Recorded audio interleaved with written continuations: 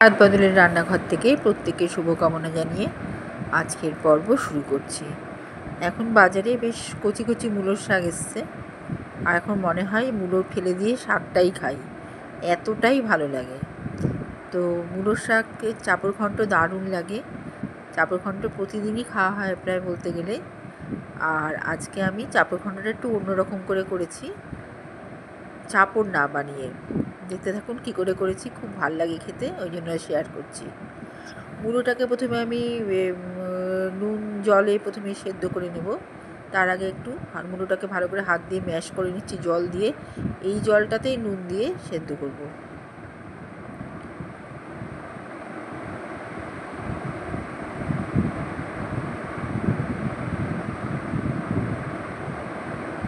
খুবই কচি কচি মূলো। যাকে এখানে আবার সরু সরু করে আলু কেটে নিয়েছি, এটা ভাজবো। আদা পরিমাণ মতো দিয়ে দেবো, আর কড়াইতে সর্ষে, কালো সর্ষে আর শুকনো লঙ্কা আর পোস্ত একসাথে ড্রাই রোস্ট করে গুঁড়ো করে রাখবো।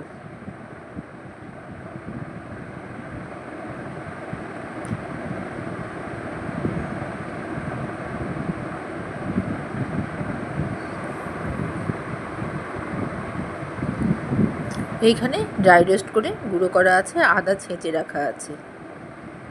মটর ডাল ভালো করে বেটে নিয়ে 3টে কাঁচা লঙ্কা দিয়ে বেটে নিচ্ছি। প্রথমে বেটে নিয়েছি, তারপরে লঙ্কা দিয়ে আবার পরে বেটে নিচ্ছি।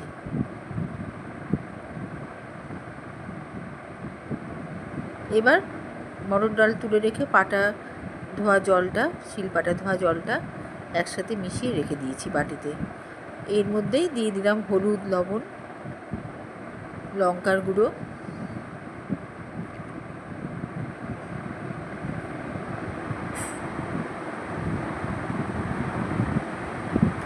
হিং,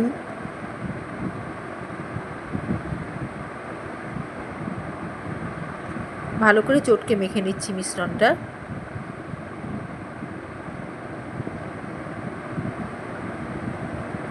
সেদ্ধ করা মূলো শাকগুলো জল ঝরিয়ে ছেঁকে চিপে এর সাথে মিশিয়ে নিচ্ছি।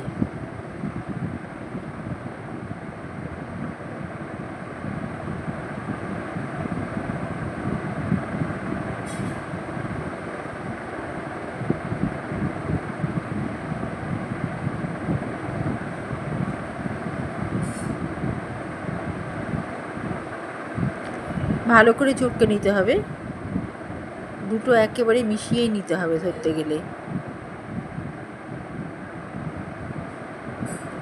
এবারে এর মধ্যে বেসন দিয়ে দিচ্ছি।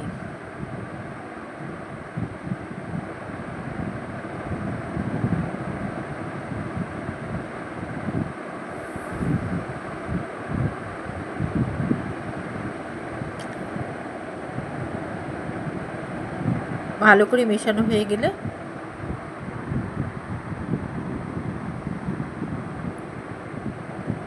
কড়াইতে আমি আলু ভাজবো। সর্ষের তেল দিয়ে আলু ছেড়ে দিয়ে ভাজা ভাজা করে নিচ্ছি। আলুটা বেশ যখন লাল লাল ভাজা হবে তখন সরিয়ে রেখে মূলো শাকের মিশ্রণটা ঢেলে দিব।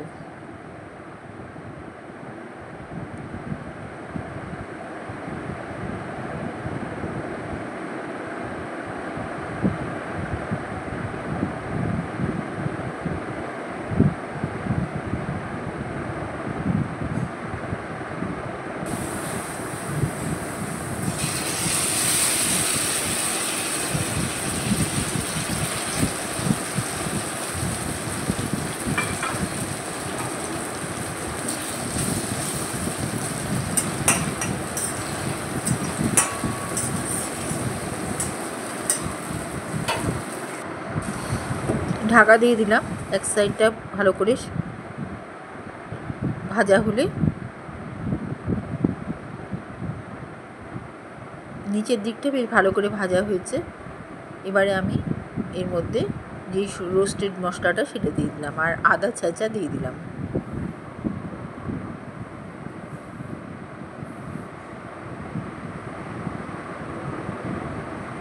চারপাশ দিয়ে একটু জল দিয়ে দিলাম। এই যে বাষ্পটা, এটাতে আরও শক্ত হয়ে যাবে, আরও তাড়াতাড়ি রান্না হয়ে যাবে।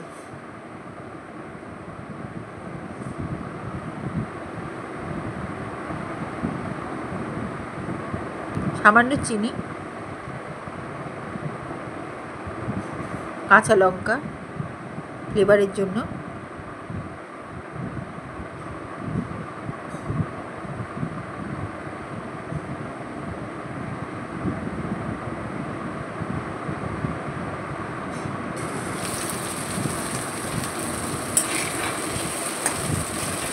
জল দেওয়াতে একটা বাষ্প সৃষ্টি হয়েছে। বাষ্পর জন্য খুব তাড়াতাড়ি এটা সিদ্ধ হয়ে গিয়েছে। মোটামুটি রান্নাটা তৈরি হয়ে গিয়েছে অনেকটা।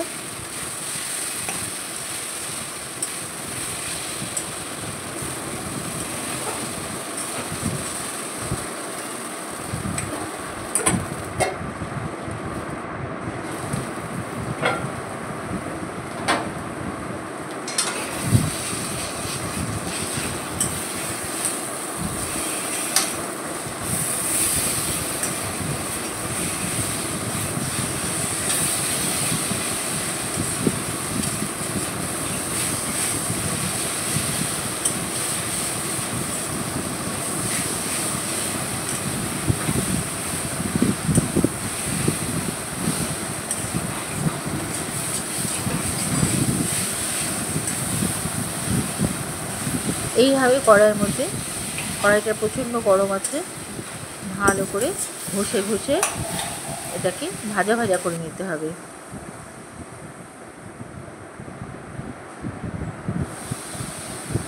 প্রথম পাতে এক দারুণ সুস্বাদু রেসিপি একটা। ভাত দিয়ে প্রথম পাতের ভাতে একটু সরষের তেল, কাঁচা সরষের তেল নিয়ে মেখে খেতে ভীষণ ভাল লাগে। চাপড় ঘন্ট আমরা সবাই খুব ভালোবাসি, এটা একটু অন্য স্বাদের চাপড় ঘন্ট।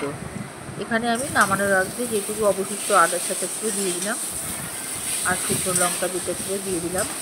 দিয়ে ভালো করে আমি আবার এই গরম কড়াইটার সঙ্গে একটু নেড়ে চেড়ে নিচ্ছি, যাতে এই জলীয় ভাবটাকে গরম কড়াই যাতে টেনে নিয়ে ড্রাই করে দেয় রান্নাটাকে।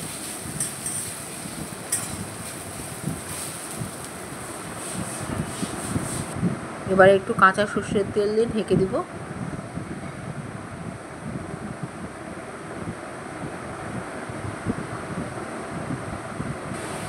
রান্না হলে পরে আর একটু নাড়াচাড়া করে নামিয়ে নেব।